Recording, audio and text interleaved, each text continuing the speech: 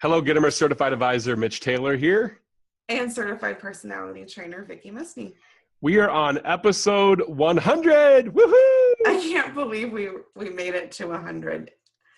Every single week for almost 2 years. I'm proud of us. Today we have a very special guest.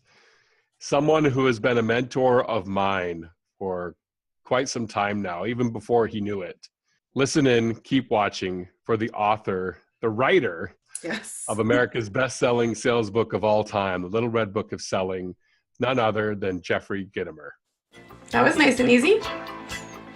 What are you talking about? This also speaks to a much bigger issue. Providing personal solutions through understanding people. This is the Creating Connections podcast with Gitomer Certified Advisor Mitch Taylor and Certified Personality Trainer Rickey. Yeah. Well, thanks. Jeffrey, thank you for being on our podcast. We greatly a pleasure. appreciate you joining us. This is Creating Connections for Event Pros. Is that a picture of you behind the wall there on the wall? That is a picture of me behind the wall, on the wall, and a few speaking engagements I've had. In fact, one of them is in your studio. One of them looks like your bar mitzvah picture. Yeah, I'm a little young there in that one. Yeah. Gotcha. Yeah. A little bit younger. Yes. So Vicky's coming Too to funny. you know, I'm coming. Vicky, what do you do? I speak with Mitch. No. I also own a wedding company here in Reno, but I've been really focusing on speaking and coaching and training. I'm a certified personality trainer. Gotcha. And do people come to Reno and get married like they do in Vegas and they pay an extra $20 for the music? Yep. Yeah, I don't do those kind of weddings though. Ceremony and that kind of shit? No, actually, Tahoe is really the big destination wedding market here. We're about 45 minutes to the north side of the lake. Yeah, I know where you are. An hour and a half to the south end. Well, from the north. So that's where we get the higher end weddings, the destination weddings, or the Tahoe. But you're next to the north end, right? Yes, I live in Northwest Reno, but I'm 45 minutes or so to the North Shore. Mm-hmm. Got you. It's nice, Tahoe. It is. It's beautiful. Yeah. Is it become overrun or is it still somewhat pristine? No, it's still really clean and really, really nice. Yeah, I did a couple of hotel gigs there or something. I don't know. I've been there a few times. Mm-hmm. I've been to Reno a few times also. Well, if you go to Tahoe, usually you're going to fly into Reno. So that's true. Do you know Howard Putnam? I do not believe I do. He's arguably the most famous resident of Reno. He was the first president of Southwest Airlines. Oh. Got it. And you should get to know him. He's a great guy. I'll just call him up and tell him that you told me to. Tell him you're my friend. Yeah. Okay. He'll take your, say I'm a friend of Jeffrey Gitomer. He'll take your call in 2 seconds. Will do. Nice. Yeah. Just have coffee with him. He's really a great guy. See, that's what this is all about. This is all creating connections. Okay, so shoot. Let's do our show. Awesome. Well, thanks. Well, we've been recording the whole time. Yeah, I still. Oh, how nice! This is called blackmail. No, I'm kidding. I'm good with it. Jeffrey, thank you again so much for being on the podcast. We greatly appreciate you being here for our 100th episode. Whoa, that's cool. Yeah, we say matches my age. I wasn't going to point that out. Thank you very kindly. So we're excited to have you on. You've been a mentor of mine for quite some time, even before you knew it. When I started reading your books back in 2003 and growing my sales career and things like that, and then flying to Charlotte literally 2 years and a day ago, or 2 years and 2 days ago, I should say, and becoming a Gitomer Certified Advisor. So thank you for that opportunity as well. You're welcome. And so today we have some questions we want to ask you on the podcast. I know you've got your upcoming appearance at MobileBeat Las Vegas. I do. Many of our viewers and listeners go to that conference, and so we're excited to have you on as well. So first question, what would you say to someone who is new to sales or just starting their business? Well, if you're just starting your business, being new to sales and just starting their business are mutually exclusive things. Sure. But what I tell new salespeople or people new to sales is go visit people who are already, if you're working for a company, go visit your existing customers and talk to them and find out why they bought.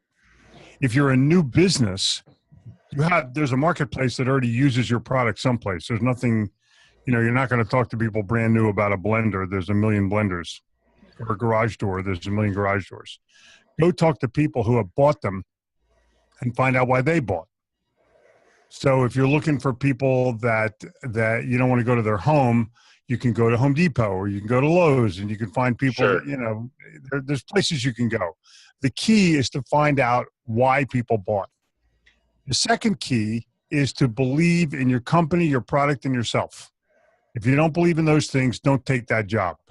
You don't have to love what you do initially, but you have to have the possibility of loving it once you get into it.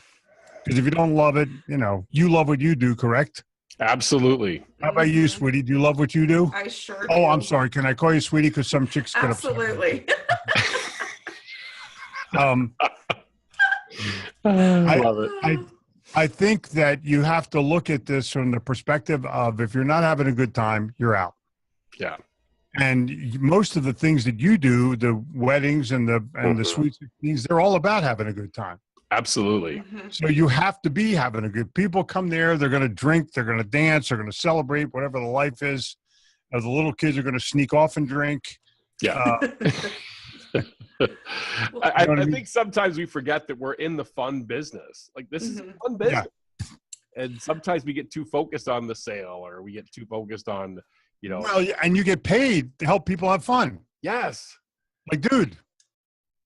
I love what you said a few minutes ago, Jeffrey, about you have to love it or have the potential to love it. Yeah. Because I think when we're just starting out, you love parts of what you do. And in our industry, in the events world, of course, we're drawn to the party itself, the wedding itself. But there are other parts of the business we may not love, but you have to keep coordinating focused. Everything and making sure the sound is right. But that's part of the process. If you don't love setting up, like I give a lot of speeches, I love making the room perfect. I have idiosyncrasies. I don't want bass in my voice when I'm talking to a room. I want to make sure that my projector is clear on the screen and that there's plenty of lumens there and that there's no light in front of the screen and that I can walk around, freely. There's things that I know what I got to do to make that room mine. And then it's up to me to make the crowd mine. And I know what to do. I know how to do it. It's just been one of those things, I create things because I love to make it better. And I'm sure you do exactly the same thing. So when you have that audience, these people are there for the day of their lives. So if you're in sales, you have to remember, whether you're new or old, it may be your 1,000th time to hear it, but it's the customer's first time to hear it. Yeah. It may be your 1,000th time to say it, but it's their first time to hear it. And you have to look at it as though you're saying it with the same enthusiasm you did at the first shot. Absolutely. The people who are starting a business, Mitch, they've been in some form of that business before. Yes. You know what I mean? They worked for somebody. They were an apprentice. They were a sales guy. They're moving up the ladder. They still have to have that enthusiasm. Yeah. Absolutely. And you can't be cynical you can be cynical, but then you have to move to New York or the surrounding areas of New York or Boston, the surrounding areas of Boston or Philly or the surrounding areas of Philly. Then cynicism is the norm. But if you're not in one of those metropolitan areas, you have to be, you have to love what you do. Yeah. I love it. Can we back up just a little bit before we dive more into the sales questions? Sure. Because like while you're running over me, backing up? Not that kind of backing up. I know a lot about you from Mitch and from my own, your books of mine that I have read. But could you just back up a little bit and give us a little bit more of the story? Kind of the Jeffrey that maybe not everybody knows. We know who you are now, but how did you get there? Well, I started out with very smart parents, and that made me smart. They gave me whatever I have the genes, and the designer genes, but I had I have the physical genes or the mental genes, and I had to. Once I realized I had them, I had to take advantage of them. A lot of people have them and they don't take advantage of them. they smoke dope and do something stupid, they drink and drive. True. I don't do any of that. I mean, I went through my period of time where everybody does. Sure. Bill Clinton said, I never inhaled, I never exhaled. But I think that the challenge for anybody right now is to focus in on what they're trying to do. And I always focused in. So I had my own businesses literally from the time I was in grade school. I sold stuff. I owned a couple of racehorses when I was in college. I ran football pools for my bookie. I sold homework. I did whatever I had to do. And I started my own. Yeah. That's awesome. Didn't everybody do that? Oh. Anyway. Only the smart ones. Yeah. Well, people were lazy and they didn't want to do it. So I made copies on my dad's Thermofax machine. Wow. There was no copies, no copies. He had to rip the paper apart. It was pretty cool. My dad would go into his office where I was working anyway, and there'd be like 100 sheets of paper all around the room. What are you doing? I go, I'm making money. Nice. All right. Okay. And you started writing for the Charlotte Observer, right? Actually, I tried to write for the Charlotte Observer. They wouldn't have me. I started writing for the Charlotte Business Journal. Yeah, they said I was going to, they're a bunch of jackasses. But daily newspapers have pretty much become meaningless. The only people that don't realize that are the newspaper companies, and because they still print them, as thin as they are. Magazines are thin, newspapers are thin, the Yellow Pages is non-existent. Like, what could they be thinking? So everything is now online. But yes, I went to the Charlotte Business Journal, and most of them are pretty much thriving still because people want that business news, and they have a daily newsletter that they send out. There's, daily updates for what happens in the paper, so the paper becomes more relevant. And they have stories in there that are of human interest. They're not trying to make a headline on their paper. Rather, they're trying to talk about business in the community and what's happening. The headlines come out in the daily update. They have it figured out. They have it totally figured out. I don't need to read a newspaper to see what's yesterday's news. Right. Yeah. That's pretty much over. I know what Donald Trump did, or I know what Barack Obama did because I watched, or I went on to CNN, or I went on to Fox News. Whatever I did, I found out. I got my own news in 5 seconds. I look at the headlines. What you wanted to see. Yeah, I literally have paid attention to it through the election thing, but that will wane. Yeah. And I'll go, I run my own life. I got enough issues that I got to deal with. But if you're new in sales, let me finish that question. If you're new in sales, go find out why people buy and try to love what you do or believe in what you do, and you'll be successful. Cool. So was there a pivotal moment in your career, Jeffrey, a crossroads, so to speak? And if so, what was it, and how did that help shape you to where you are today? There were several pivotal things that happened. All things happen in your career. I was in the imprinted sportswear business in the early 70s in Florida, and we opened up a T-shirt factory because they were hot at the time. We bought a license for the 1976 bicentennial. Nice. But my company was running out of money. I put up money, and then I put up more money. I had 2 partners, and we weren't making any sales, so I put an ad in Women's Wear Daily for a jeans company looking for a T-shirt company. And I put our last $2,000 into 2 weeks worth of ads. Wow. We got 1 phone call from a jeans maker who was 70 miles away. So we hop in the car, and the guy gave us an order for $400,000. Wow. And that launched the company almost. I went to the bank to get an advance on the order, and they wouldn't give it to me. And we had already written checks against it, literally. And I'm in the car with my partner. He goes, well, what are we going to do now? I said, we're going to go back in.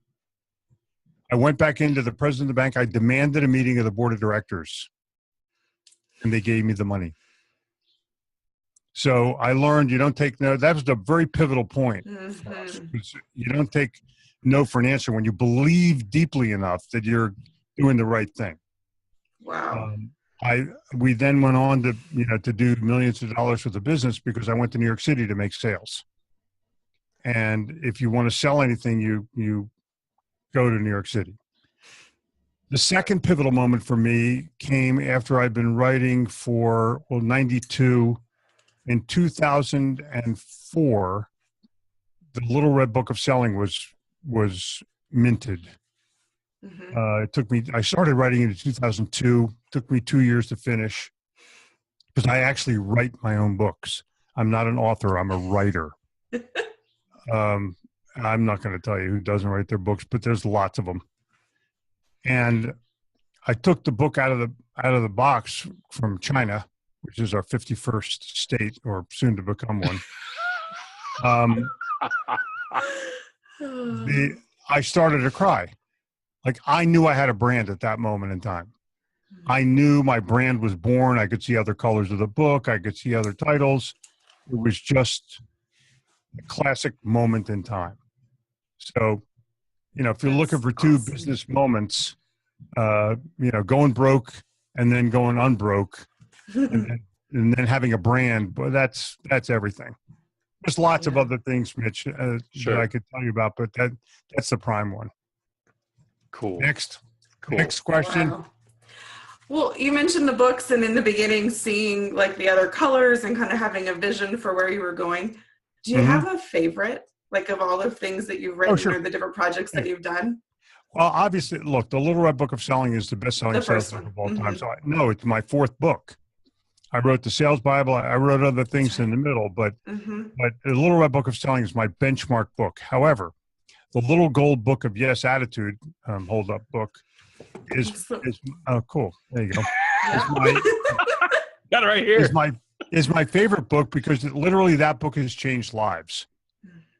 It's sold like 250,000 copies, which is an amazing amount of books for a book. It's in its 10th year of printing.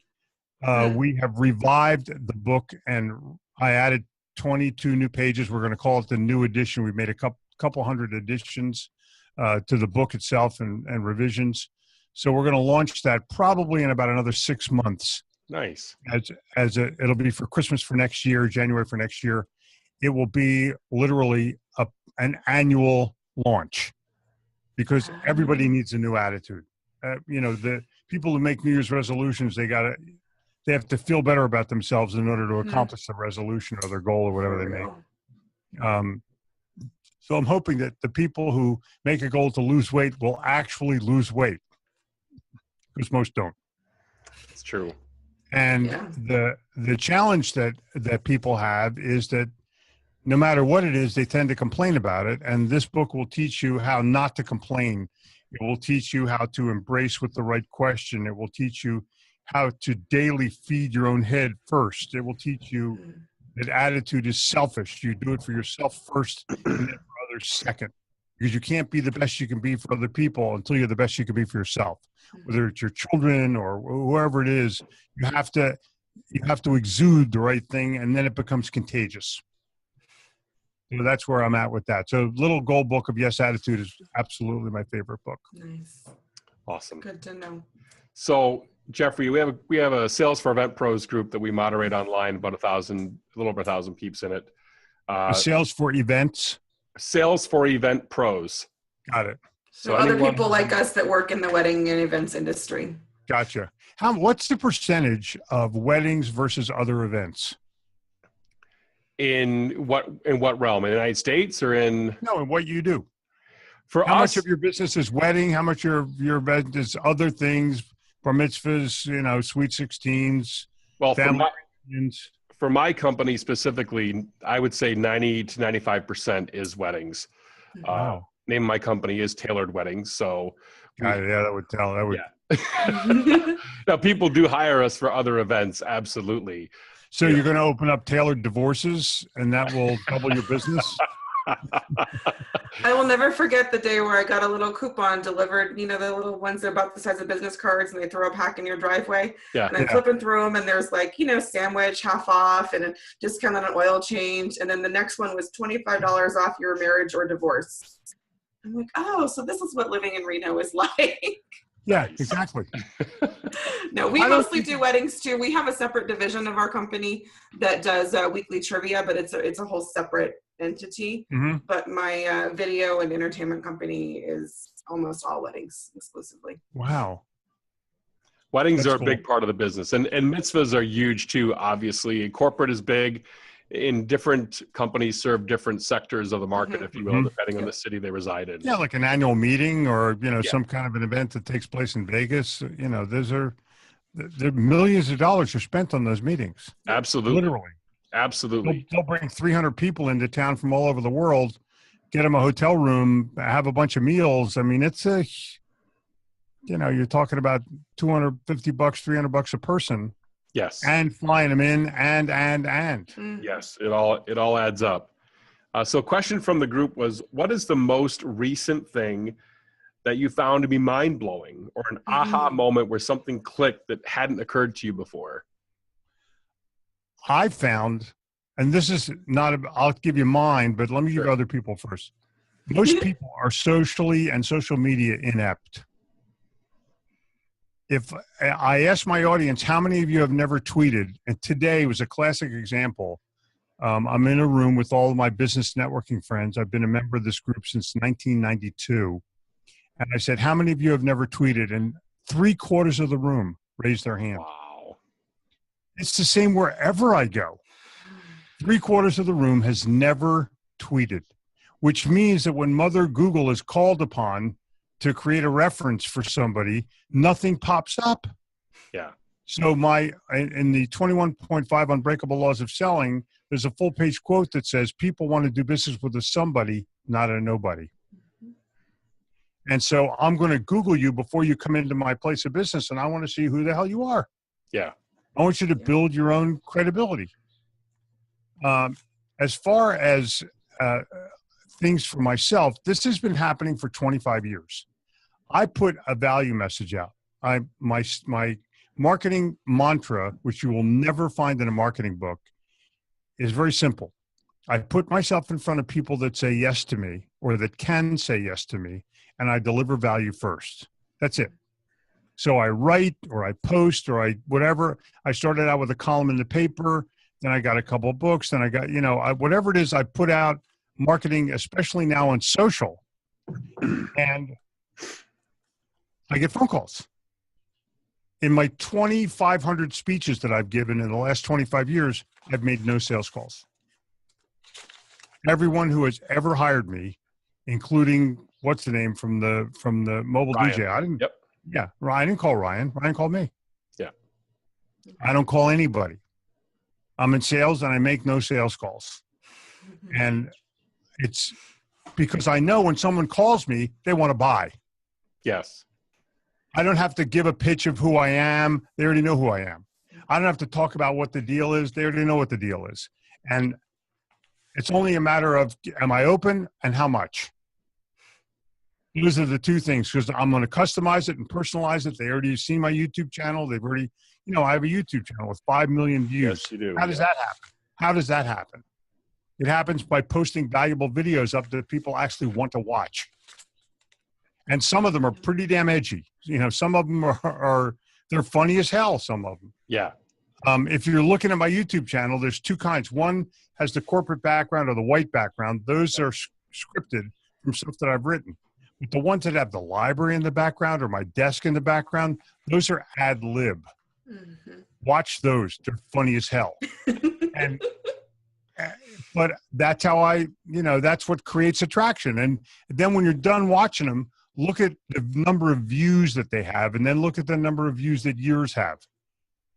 Like when I only have 5,000 views on a video, I think something's wrong with it. Yeah. I want 50,000 views on my videos or 100,000 views on my videos. And because that makes me, I have acceptance, and that acceptance is a driver to build more content, a driver to do better or think smarter or come up with new ideas. And now with the social media world, which I'm deeply involved with as far as posting and making things happen, I'm still not that good at it. I've been doing it for about 10 years, but it changes every day. Look at the LinkedIn layout yesterday. I looked at the LinkedIn layout a month ago. Yeah. And they're completely different. So you have to look at it. Keep up. Pardon? Yeah, it's hard to keep up. Yeah. No, it's not hard to keep up. You have a responsibility to keep up. Yes. Turn your freaking television set off, because you don't need to know who got beat up in a parking lot or what burnt down. You don't need to know NCIS Cleveland. What you need to know is more stuff about your social presence. Yes. And I'm not even saying turn it off. Just equalize the time. Spend the same amount of time you're watching other people's drama and focus it on yourself. Do that for an aha. Agreed. Absolutely agreed. You're correct, Mitch, and I respect your opinion.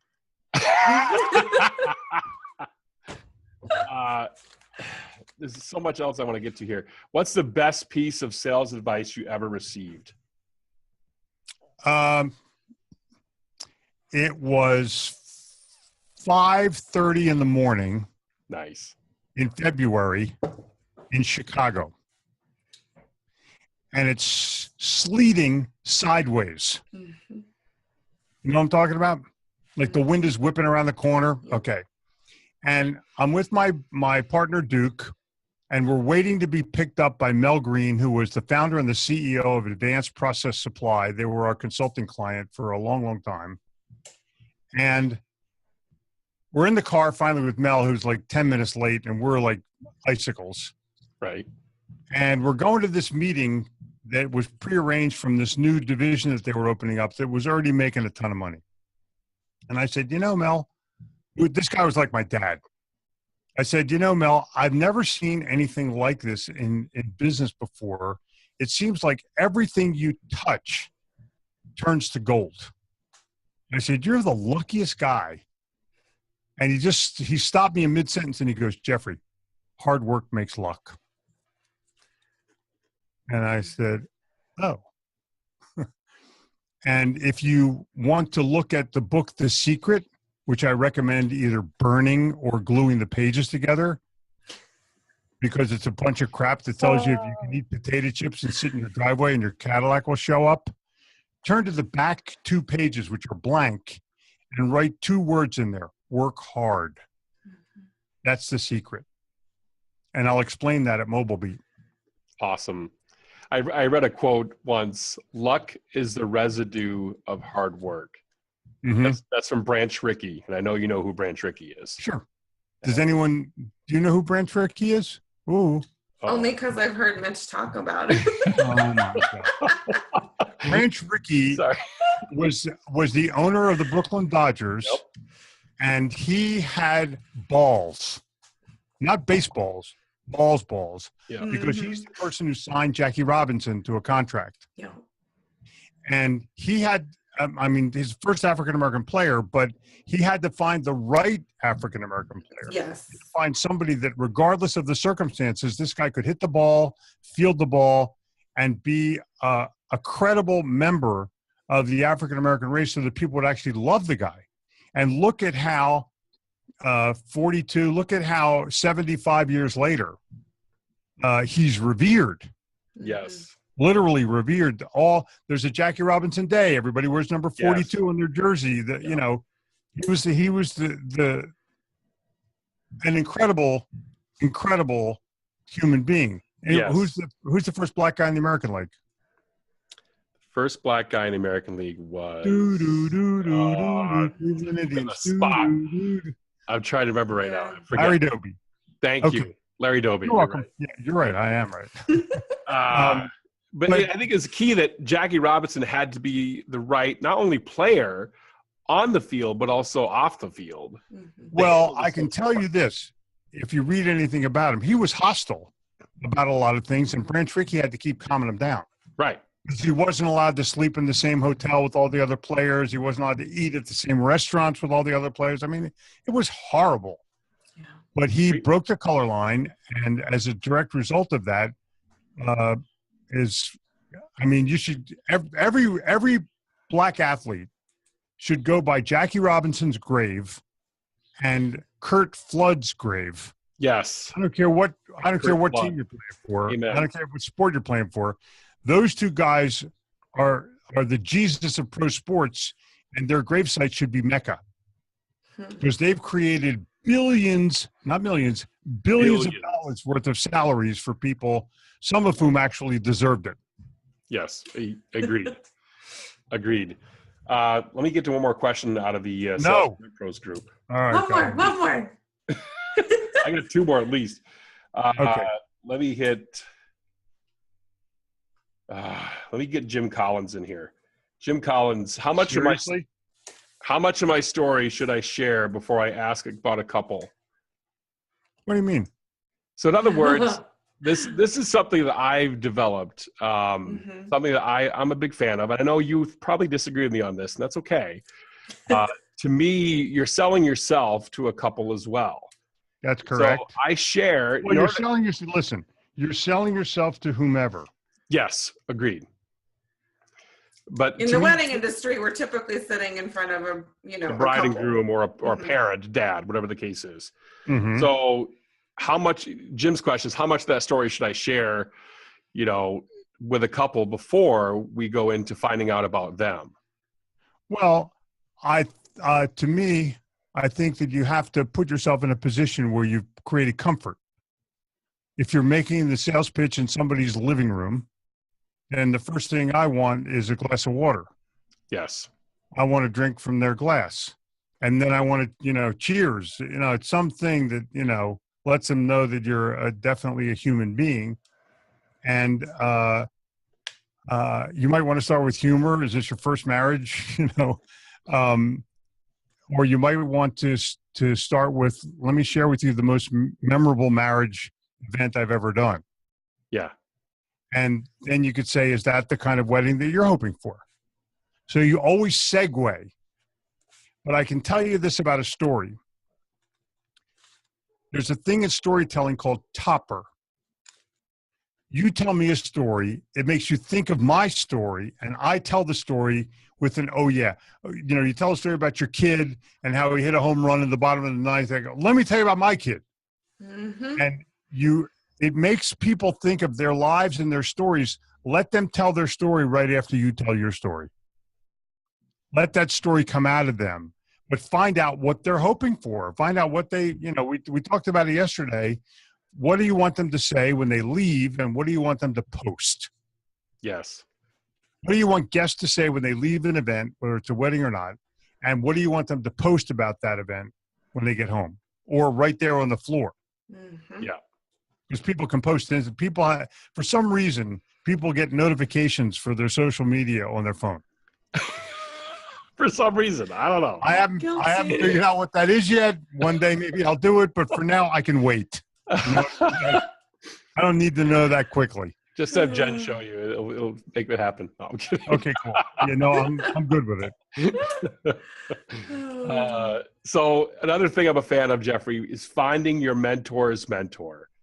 And when we got together in Charlotte in February of 15 for Gitomer Certified Advisor Training, you graciously gave all the advisors that came together for that training several books. And one of those books really stuck out to me, and that's Life's Tremendous by Charlie Tremendous Jones. And I believe Charlie was a mentor of yours, correct? He was, yeah. And your picture is in his Being Tremendous book. Can you tell me about what your thoughts are on that, finding your mentor's mentor? Tell me about your mentors, and specifically possibly Charlie. Charlie Tremendous Jones is one of the best speakers of all time. He used humor the same way I use humor, but he was extremely pristine, Christian guy who practiced it. He never hardly talked about it, but he was extremely spiritual and religious till the day he died. When we die, you all want to die like Charlie Jones died, with his boots on, with a great attitude, and knew where he was going. He told me that I was going to have to make some adjustments in my life if I wanted to meet him in heaven. but I think the bottom line there was he was a gifted speaker who was as funny as hell. And I watched him, revered him, and I didn't steal from him, but his classic line is the only difference between where you are now and where you'll be in 5 years are the books you read and the people you meet. Yes. I called his daughter, Tracy, and asked if I could add to that, because I think it also has to do with the places that you go. So the books you read, the people you meet, and the places you go. Had I not traveled, I couldn't be the person I am. So true. You have to land in Paris at some point. You have to go places where you've never been before and experience either pleasure or fear, or else you're not living your life the right way. Wow. You have to see places that are wonderful, monuments that are wonderful, and get that sort of inner feeling like, oh my gosh, that's cool. Once you have the wanderlust, you never lose it. Yes. There's places that I still need to go. I need to see the Great Wall of China before it becomes the Great Mall of China. But I just went to Havana, which was a bucket list of mine for 50 years. And it's an amazing place. And we're allowed to go there now. So I was on like the 4th flight that you were allowed to go. I went right away. It opened up on Thursday. I went on Saturday. Nice. And it was just like I had to go there. It wasn't a choice. So I picked places, and St. Petersburg, Russia is my next place where I gotta go. But everybody has their bucket list. I buy tickets. Most people say, I'm going to go there one day. I'm telling you, buy tickets. Otherwise, it's, one day is not a day of the week. I'm going there in November the 20th. Aha, that's a day. Nice. Yeah. So, but let me go back to mentors. Yes. You find people, and then you attract them. One of my Charlotte mentors, Ty Boyd, who's an amazing speaker who I became friends with. I became friends with him by writing about him. And when I wrote in the Business Journal, I said, if you want Ty Boyd's 51 ways to get closer to your customer, fax me in this letterhead, put Ty Boyd on it, and I'll send it to you for free. That's the first time I ever tried that. We had 300 faxes the first day. I broke the fax machine at the Business Journal. And I had to buy my own fax machines because they wouldn't do it anymore. And that started my whole response thing. But I delivered Ty like 1,000 leads. I said, these are all the people that want your stuff. Call them. Nice. What's that worth to somebody? So and I did the same thing for Harvey McKay. That's how I got to be friends with him. I'm a value-first person. So if you want a mentor, don't say, will you be my mentor? Offer them value. So I'm walking with Harvey McKay, and I give him like 758 leads, I think was the thing. I put a little shark on the top, Nice. And he said, well, what can I do for you? I said, I didn't do this so you do something for me. I did it for the hell of it. I did it because I respect who you are, and I did it because it was the right thing to do. He goes, well, I'll write the next endorsement for your book. Like, I didn't ask him for that. He volunteered it. So I think you have to look at this from a standpoint of, you can't ask somebody if they'll be your mentor. You target who you'd like to be your mentor and deliver some kind of value. That's how I've gotten all of my mentors. Value first. Great message. Great message. And do we have time for one more question? Yep, I think. Yeah. Jeffrey, depends. Yeah. It depends on the question. No, it depends if you have red hair. Oh, wait, you do. We had another question that I really liked from someone in our group, and it was about just how have sales techniques changed with the new generation of millennials? And do you have any advice for people who specifically are trying to connect and sell to millennials? Oh, God. Millennials are one of those things where, in my opinion, you can't follow an entire group of people by grouping them and calling them all people that do this or people that do that. They're all different kinds of people, the same way that baby boomers are different or Gen Xers are different.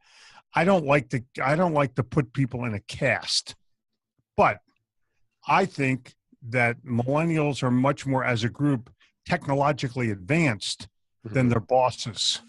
Yes. And as a result, there's not a lot of listening going on because there's not a lot of respect going on. And you have to, as a boss, if you're looking to go to the millennial, you have to be at least as technologically advanced as they are, or they're not going to pay attention to you. That's number one. And number two, you have to communicate with them in an encouraging way, not in a demanding way. Because these are kids that have been raised differently. They were raised with an iPhone in their hands, or they've been raised with a computer in their hands, and we were not. Yeah. So you have to look at this, and you look at the generational gap. Now, how do you teach these people how to do it? Same way I'm doing it, with value. You don't have to teach them manipulation because they're not going to learn it anyway. You have to encourage them to a point where they're willing to try it, they're willing to do it. And by being as advanced as they are, they might listen to you. They're going to check your Twitter feed. They're going to check your Facebook posts. They're going to check your YouTube channel because they all have it. I have a 7-year-old daughter. She's got her own YouTube channel. She's got like 25,000 views. Nice. And we haven't even pushed it yet. She'll have millions of views. She will. Because every time she opens up a Shopkins toy, she shoots a video. That's awesome. Nice. It's totally cool. Nice. She just got one of those Hatchimal things. You know what I'm talking about? Yeah. I mean, if you don't have a Hatchimal, you're nothing. We had to wait till after Christmas. You couldn't buy one. So she just opened up her Hatchimal a couple of days ago, and she has the whole video there. It's hysterical. It's literally hysterical. But she's herself, and she's doing a video about opening up a toy so that there's some education involved, not simply here's a toy. It's pretty cool. That's fantastic. Yeah. Very cool. Well, when I first said, Gabrielle, you can have this toy, but you got to do a video. She goes, okay, Dad, but I'm not going to talk on it. I said, okay. So I start rolling the camera. She's opening up the toy. She goes, hi, everybody. Gabrielle here. Nice. It was pretty spontaneous, and it was really a lot of fun. It was that's fantastic. Yeah. Awesome. That's great. Awesome. Well, I know that this has been great, Jeffrey. Thank you so much. My pleasure. I'll see you in Vegas. Yes, we can't wait. We usually wrap up by talking about where we're going to be. I speak right before Mitch, and then you speak right after Mitch. So cool. I'm sort of like the pre-opening act for you. Oh, thank you. Thank you very kindly. Yeah. But is there anything else you want to say to any of our listeners who are also going to be at that show? Maybe a little sneak peek? First of all, if you have listeners that are not going to the show, I would recommend that they invest a few bucks in themselves and go to the show. I don't think that there's anything more valuable that they could do for their career than not only to hear experts like you or me, but to meet the other guys and the other women that are doing exactly the same thing that they do in another city. And maybe learn one little tidbit from them about what they do or how they do it. I think the networking at an event like MobileBeat is much more powerful than the speakers at the event. I think the hallway talk and the dinners that you have with people and the friends that you make for life are just if not more powerful than attending the meeting, because the speakers change, but the people tend to go back and back and back and back. Yeah, I would definitely agree with that. The content and the speakers are going to be great, but it's the connections that you make. Right, and you can actually connect with some of the speakers too, which, Oh, sure. Yeah. I eat dinner when I'm in Vegas also, so, I'll hang out with people there. Where do you eat? It depends. Yeah, there's too many options. This one's going to be at the Tropicana or something, right? Yes, it's going to be the Tropicana. So go take a little taxi and go to Palazzo and eat at Sushi Samba. It's affordable, and it's, I think, the best food in Vegas. My own personal opinion. I could be wrong, but have you been to Capo's before, Jeffrey, in Vegas? No. Capo's is a great little Italian joint, old school Italian joint, off the strip. Oh, cool. Really cool place. Off strip. I'll go there. Very unique. I also, if I'm going to have a steak, I go to Kraft Steakhouse, which is the MGM Grand one. Yep. They have the best short ribs ever in the history of mankind. Julian Serrano's is also good for tapas, if you like tapas. Oh, cool. So I'm not a tapas guy. Okay. I like 2 bites of the same thing. Nice, I love these tangents. Yeah. Yes. This is awesome. We are looking forward to seeing you at MobileBeat Las Vegas. Cool. Me too. Yes. Looking forward to being there. Can't wait. Going to be a ton of fun. Thank you very much, Jeffrey. Mitch, cheers. Yes, cheers. Jeffrey, Thanks for being our guest on our 100th episode. Cheers. Later. Thank you for listening to the Creating Connections podcast with Gitomer Certified Advisor Mitch Taylor and Certified Personality Trainer Rickey. For more information on providing personal solutions through understanding people better, visit creatingconnections.biz.